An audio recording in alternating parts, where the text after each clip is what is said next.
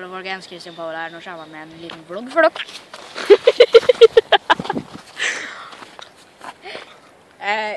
Ja.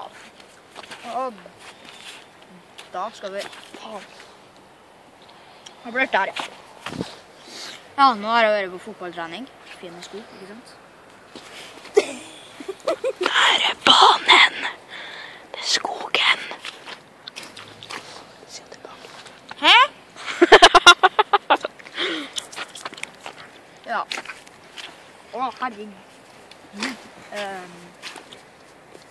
Filmer du? Ja. Fine sko der, ja. Hæ? Jeg er klissblaut. Jeg har spilt MV3 og lagt meg i vannet. På MV3, altså. Koglebobbe! Gå. Her er jeg, Stjørdal! Jeg har gått imot meg! Ha det forresten. Denne er filmet av misteren, eller mist. Filmet med to par fotballsko.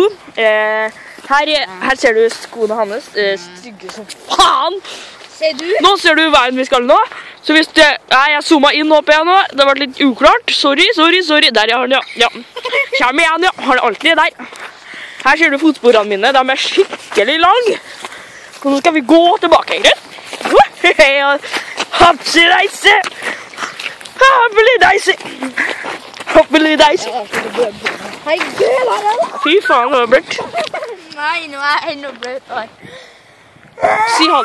Si han. Ha det. Denne er filmet med en blå kamera. Dette er filmet med en grønn kamera. Ikke gå gjennom! Faen! Og jeg gikk ikke gjennom.